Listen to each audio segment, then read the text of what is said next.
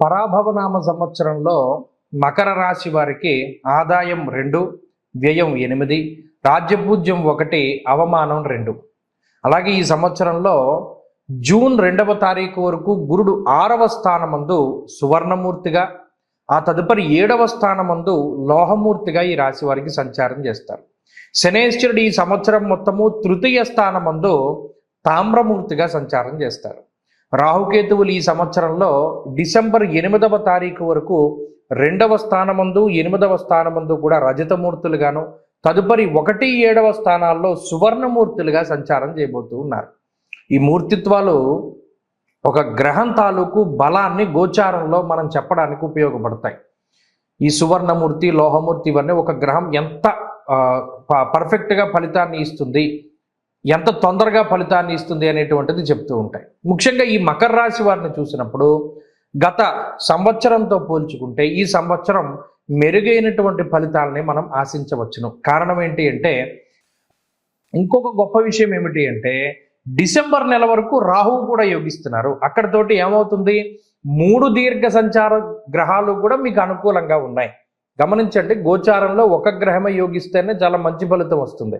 అలాంటిది సప్తమంలో గురుడు యోగించడం, తృతీయంలో శని యోగించడం, 2వ స్థానముందు రాహువు యోగించడం, 3 దీర్ఘ సంచార గ్రహాల తాలూకు ఫలితం మీకు ఉన్నది. రాజదర్శనం, ఆరోగ్యం, గాంభీర్యం, గాత్రపోషణం అన్నది శాస్త్రం. అంటే ఇక్కడ సప్తమంలో ఉండేటువంటి గురువు కూడా ఏం చేస్తున్నారు, మీ యొక్క గాంభీర్యతను పెంచుతున్నాడు.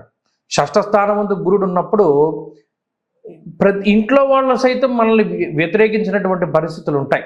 ఇది స్వజనైర్ దూషణం చేయవహ, తిడతారు కూడా. వాళ్ళు జీవిత భాగస్వామైనా, తల్లిదండ్రులైనా, బంధువులైనా మిమ్మల్ని నానా రకాలుగాను చీదరించుకొని, తిట్టి, అసహించుకొని, మిమ్మల్ని మీ మీద ద్వేషభావాన్ని కలిగి ఉన్నటువంటి వారు వాళ్ళ మీ దగ్గరికి చేరతారు. అంటే మీరు ఏదైతే ఒక పని ప్రారంభం చేయడం ద్వారా గతంలో మిమ్మల్ని విభేదించారో, ఇప్పుడు అదే పనిలో మీరు సక్సెస్ అవ్వడం ద్వారా వారందరూ మరలా మీ దగ్గరికి చేరతారు. ఎవరినైతే మీరు ఇష్టపడ్డారో వారు తిరిగి మీ దగ్గరికి చేరతారు. మిమ్మల్ని వద్దు అని వదిలిపెట్టి వెళ్ళిపోయిన వాళ్ళందరూ చుట్టూ బెల్లం చుట్టూ ఈగల్లాగా వాళ్ళందరూ కూడా మీ చుట్టూ తిరుగుతారు. దానికి కారణం ఈ గురుని యొక్క 7వ స్థాన స్థితి. అది చాలా ముఖ్యమైనటువంటి స్థానం గురునికి. అది ప్రత్యేకించి ఉచ్చక్షేత్రము, కర్కాటక రాశి. అయితే ఈ గోచారంలో ఉచ్చనీచలను పక్కన పెడితే అది కమ్యూనికేషన్కి సంబంధించిన స్థానము. గతంలో మనం సరిగా కమ్యూనికేట్ అవ్వలేకపోయాం, ఇప్పుడు మీరు చెప్పగలుగుతారు. ఈ రకంగా మనుషుల మధ్యలో ఉండేటువంటి మాట పట్టింపులు తగ్గుముఖం పడతాయి. అలాగే జీవిత భాగస్వామితో ఉండేటువంటి సమస్యలు తగ్గుముఖం పడతాయి. వంశపారంపర్యంగా మీకు రావాల్సినటువంటి ఆస్తిపాస్తులు మీ చేతికి రావడం దగ్గర నుండి ప్రతిదీ కూడా చాలా అద్భుతంగా ముందుకు సాగుతుంది.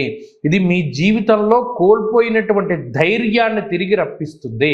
గాత్ర గాంభీర్య పోషణం అన్నాడు. మీ మాటకి విలువ పెరగడం దగ్గర నుండి 10 మంది మిమ్మల్ని అనుసరించడం వరకు ప్రతిదీ కూడా మీరే ముందుకు తీసుకెళ్ళగలుగుతారు. ఇది చాలా అద్భుతమైనటువంటి స్థితి. తృతీయమందు శనేశ్వరుడు యోగ్యమైనటువంటి ఫలితాలను ఇస్తూ ఉన్నారు. అలాగే గురుబలం పెరగడం. ఇక్కడ 3వ స్థానం ఉపజయ స్థానంలో శని ఉండడం, సప్తమంలో గురుడు ఉండడం చాలా విశేషమైనటువంటి బలం. సప్తమ గురుని యొక్క దృష్టి నేరుగా ఈ రాశి వారి మీదే ఉంటుంది. అలా గురుడే మనల్ని చూస్తున్నప్పుడు ఇంక భయపడవలసినటువంటి పరిస్థితులు ఉండవు. తృతీయ స్థానమందు శనేశ్వరుడు ముఖ్యంగా మనం మాట్లాడుకుంటే అది ఉపచయ స్థానం కాబట్టి, ముఖ్యంగా అది సహజైన వదేచ్ఛాద భక్ష విక్రమ సోదర అని అన్నారు. ఆ తృతీయంలో ఉండేటువంటి శనేశ్వరుడు పటుత్వానికి కారకుడు. అంటే ఏదైనా పట్టుదలగా చేయాలి. ఇల్లు ప్రారంభం చేసాం, ఆ ఇల్లు పూర్తి చేయాలి. పలానా చదువు ప్రారంభం చేసాం, దాన్ని పూర్తి చేయాలి. లేదు మనం విదేశాలకు వెళ్ళడానికి ట్రై చేస్తున్నాం, దాన్ని పూర్తి చేయాలి. ఇలా మనం ఏదైనా ఒక పనిని ప్రారంభం చేస్తే దాన్ని పూర్తి చేయాలి, లేదా పూర్తి చేసేంత వరకు నిద్రపోనటువంటి స్థితిని శని కల్పిస్తాడు. అది గొప్ప పట్టుదలకి కారణం. అలాగే సొంత ఇంటి కళ, ముఖ్యంగా సొంత ఊర్లలోకి వెళ్ళి మనం ఇల్లు కట్టుకోవాలి అని కొంతమంది అనుకుంటారు.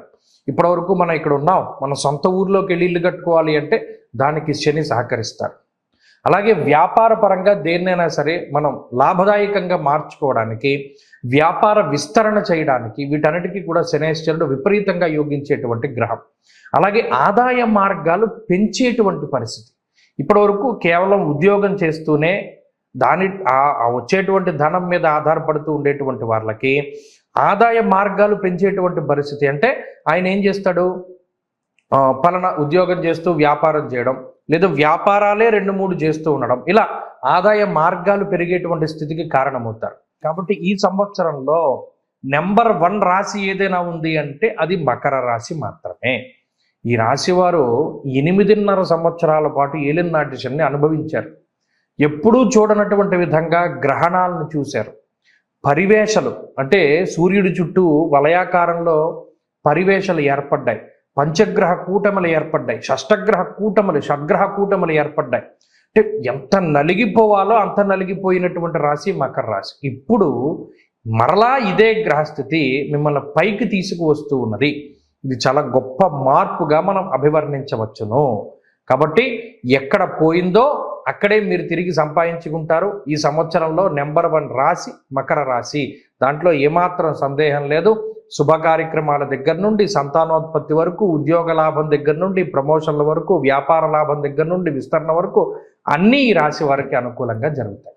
మకర రాశి వారికి ఇంకా ఈ పరాభవనామ సంవత్సరంలో జాతకం కూడా అనుకూలిస్తే వారు విశేషమైనటువంటి యోగవంతులు అవుతారు, పుత్రవంతులు అవుతారు, భాగ్యవంతులు అవుతారు. అలాగే ఇది పదవీ యోగవంతులు అవుతారు. కాబట్టి ఈ సంవత్సరంలో ఏం చేసుకోవాలండి ఈ రాశి వారు అంటే హనుమద్ ఆరాధన చాలా మంచిది. హనుమద్ ఉపాసన, హనుమద్ ఆరాధన కనుక చేయగలిగితే, ప్రతిరోజు ఆంజనేయ అష్టోత్తర శతనామావళి స్తోత్రాన్ని చదవగలిగితే ఇంకా అద్భుతమైనటువంటి ఫలితాన్ని పొందగలుగుతారు.